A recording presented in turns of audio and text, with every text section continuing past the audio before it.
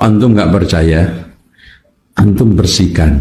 Kalau nggak tahan, tempat biasa membuang sampah, antum tidur di situ.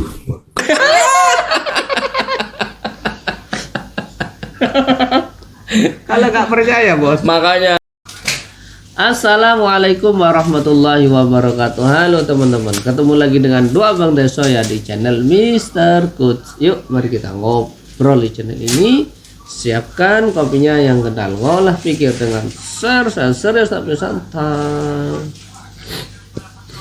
Oke bos, sudah lama kita tidak tegur sapa, tidak mengunjungi ustadz favorit kita ya bos ya, yaitu ambasador poligami ya kan, yang nikah istri satu itu cemen. Itu bos ya. Kenapa cemen? Karena mereka tidak pernah menyaksikan buaya itu makan lalat ya. Sehingga bau dan lebih ajaibnya Pak, makanan yang paling disukai buaya itu bukan manusia. Coba kalau manusia habis makanannya apa? Lalat. Tempat-tempat jin. Yang pertama, tempat-tempat lapang terbuka, termasuk adalah lembah-lembah dan lereng-lereng. Ini tempat-tempat jin. Ini sudah mulai agak-agak mulai bosan mungkin jadi ustadz ya. Dia mulai mendeklarasikan diri jadi dukun ya. Ya, tempat-tempat jin ini yaitu tanah-tanah lapang bos. Tanah-tanah lapang. Ya ini bos. Tanah-tanah lapang berarti kayak sawah itu bos ya. Sawah, kemudian tebing-tebingnya bos. Tanah lapang pokoknya, sawah, kemudian lapangan sepak bola, banyak jinnya itu, bandara, itu banyak jinnya di situ ya kan. stadion, terus apa lagi, tanah-tanah lapang teman-teman, halaman sekolah itu hati-hati, banyak jinnya itu. Katanya Pak Khalid sesuai dengan katanya Pak Zainal. Iya katanya Pak Zainal Abidin sesuai dengan pengetahuan beliau ini kan, beliau bisa melihat tuh. Berarti tidak hanya ustadz bos. Apanya? Ini sekarang sudah menjadi supranatural. Supranatural. Dia sudah bisa melihat jin, banyak jin ternyata di lapangan. Bisa nerawang ini. Di lembah-lembah, lereng-lereng gitu, bos. Pokoknya intinya tanah lapang katanya ya. Oke. Ya. Makanya dari sekalian, bagi yang suka mendaki gunung, hati-hati. Karena kebanyakan orang-orang yang sekarang ini mendaki gunung dibawa oleh jin. Tadi dia ngatain, tadi dia menjelaskan tempatnya jin itu di lembah. Di lembah. Sekarang di gunung. Makanya hati-hati para pendaki gunung, awas di bawah jin. Banyak jin. Makanya aneh dia, bos. Tadi penjelasan pertama ini tempat-tempat jin itu di tanah lapang. Contohnya lembah. Harusnya tanah lapang kan sawah, lapangan, bandara. Harusnya contohnya itu, apa dia jadi lembah dan lereng. Kemudian pendaki-pendaki gunung itu banyak yang dibawa jin tuh. Itu katanya ya, dibawa jin. Bayangin aja teman-teman ya. Mau jadi istrinya, mau jadi apanya dibawa jin. Ya mungkin yang mendaki itu kalangan Wahabi Pak. Kalangan Wahabi, pemuda-pemuda Wahabi, para syabab-syabab Wahabi itu yang mendaki-mendaki. Karena para syabab ini dia mendengar cerita Anda ingin berpoligami, maka ada jin dari kalangan, maka ada cewek dari kalangan jin yang menyukai dia apa?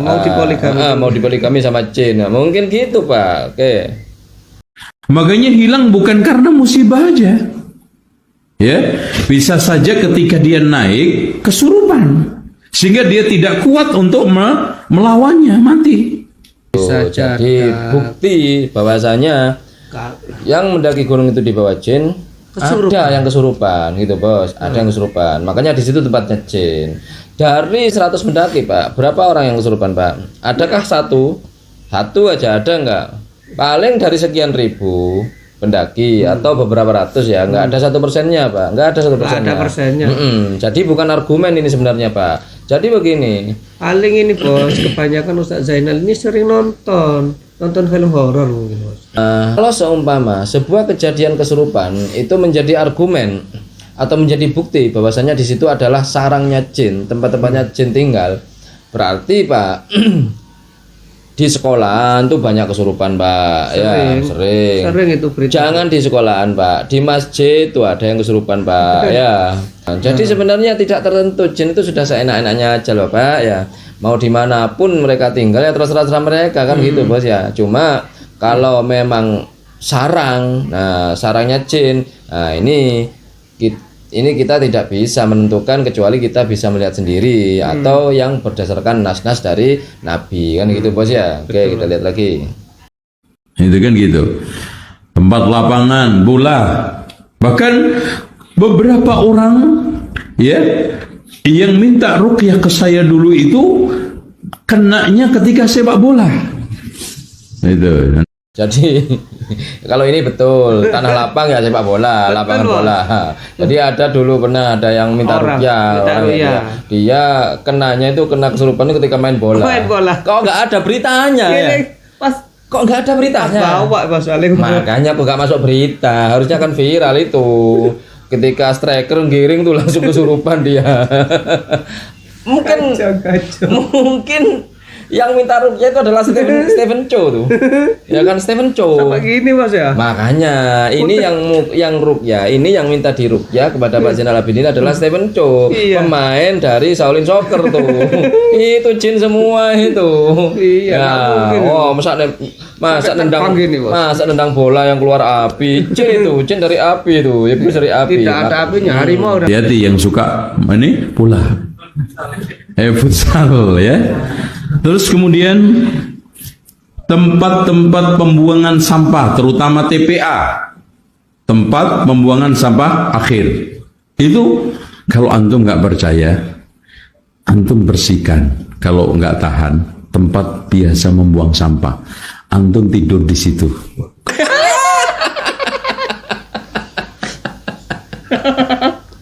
Kalau nggak percaya bos. Makanya ini aja kalau saya jadi umatnya tuh. Gini aja Pak, saya bersihkan nanti. Oke Pak Ustadz, nanti saya bersihkan TPA-nya. Tapi kita tidur bareng-bareng di sana itu loh. Kalau nggak ada yang kesurupan, nah berarti fix nggak ada nih di TPA ini kan itu bos ya. Yang ada malah pemulung yang marah tuh ya kan. Marah pemulungnya. Biasa dia nyari nafkah di situ. Nah, iya. Kok malah dibersihkan? Malah ada malah ada ustadz yang ditulis sini. Ya suruh bawa. Iya di bawah ustadz jadi karungin gimana? Terus ustadz yang ngiranya itu jin, padahal pemulung. Saya kemana ini di bawah pemulung? Ini gara-gara hurufat ini. Iya. Ya hurufat. Kebanyakan. Terus kemudian tempat-tempat toilet, WC dan yang lainnya karena Rasulullah mengatakan inna hadhil khususya muhtadaratun, sesungguhnya tempat-tempat yang tidak khusus itu tempat-tempat buang hajat ini selalu dihadiri. Fa idza dakhala ahadukum al-khala falyaqul, jika di antara kalian masuk ke tempat toilet hendaknya mengucapkan Allahumma inni a'udzubika minal khubusi wal khaba'is.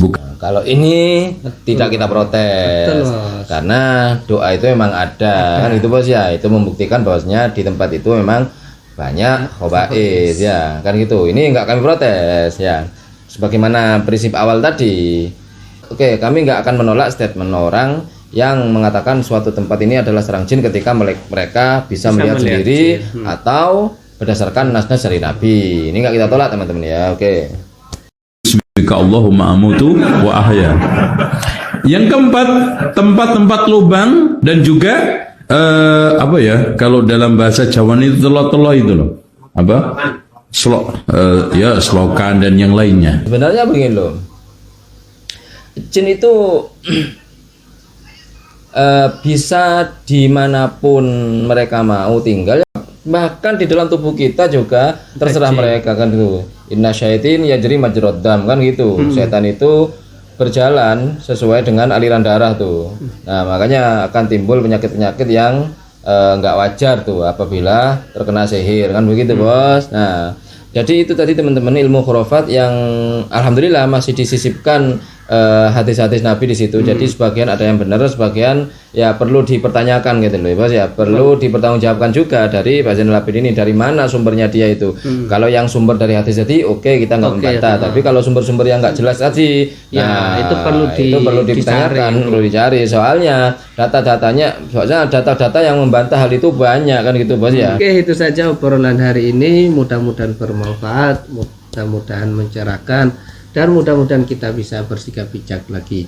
Ma asabaka min hasanatin faminallah wa ma asabaka min sayyi'atin famin nafsik. Yang baik-baik semuanya datang dari Allah, yang jelek-jelek datang dari kami. Mohon maaf. Wa akhiran kalam. Assalamualaikum warahmatullahi wabarakatuh. Waalaikumsalam.